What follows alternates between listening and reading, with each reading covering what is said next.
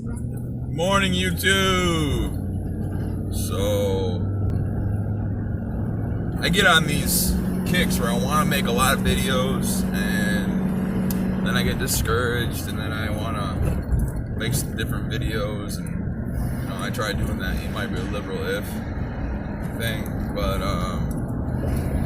it's just you lose motivation when you've got so many other things going on. I gotta put my window up here. It's probably interfering with the microphone.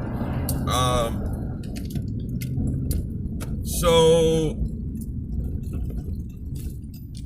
I want to touch on the Constitution of the United States, the real Constitution of the United States, not this watered down socialist Constitution of the United States. So the freedom of speech and a free press, the First Amendment. Under the First Amendment, there would be no censorship, no matter what you talked about. Cuss words, even calls to action wouldn't be censored under the First Amendment if we truly live by the First Amendment. And I believe that we should be living under the true First Amendment.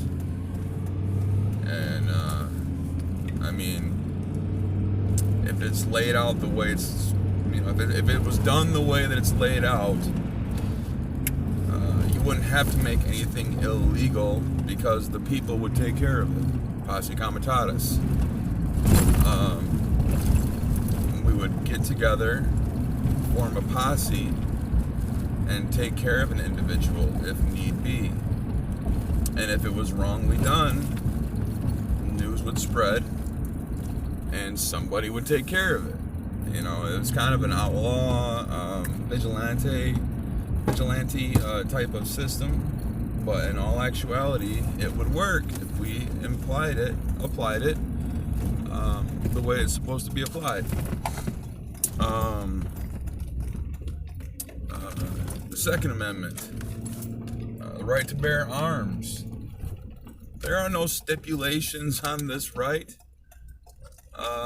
Crazy, criminal, whatever. What happens is, if we actually lived by the Second Amendment and did what we were supposed to do, and if everybody were armed, then we would weed out the bad seeds.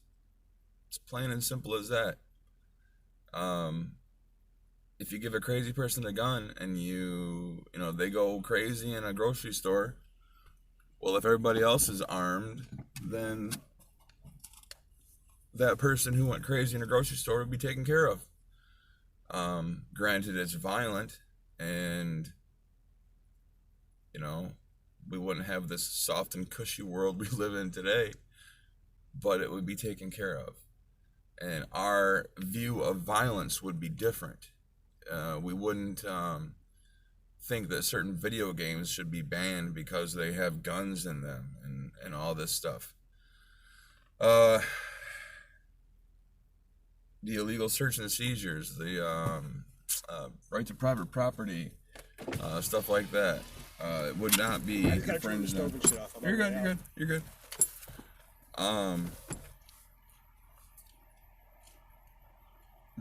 All these rights are being violated. Even the most constitutional senator in the House is not really constitutional. We lost a couple good judges that were pretty constitutional, but even in their view of the Constitution, it wasn't truly the Constitution. The real Constitution is going to be, plain and simple, cut and dry. The right, freedom of speech, the right to bear arms, private property. Very, very simple stuff. And I can't remember all the amendments, but the fact is that we do not live in a free society. We are not free to choose the things that we want to do. We are not free to carry a gun around without being harassed by some kind of law enforcement. And truthfully speaking, the government is a very, very powerful organized crime syndicate. If you do not pay your taxes, they will send somebody to your house with a gun. And if you don't obey what they say, they will either lock you up. And if you deny the right of them to lock you up, they will kill you. It's plain and simple as that. We're not free. I love President Trump. I love people that want to go back to the original source of the Constitution, the original meaning of the Constitution. But that's going to take a long time, or a bloody revolution. And I'm not for the latter, you know. So I guess we're going to have to just endure until we get there. And it's not going to be in my lifetime, which is very sad to say, because I would love to be able to live under the true Constitution. It would be just, I mean, if you think about it, really think about the freedoms it instills in people and the and the limitations it gives the government. It's a beautiful thing. I'm 100% a dead document constitutionalist, and I would love to be able to change things, but this is where the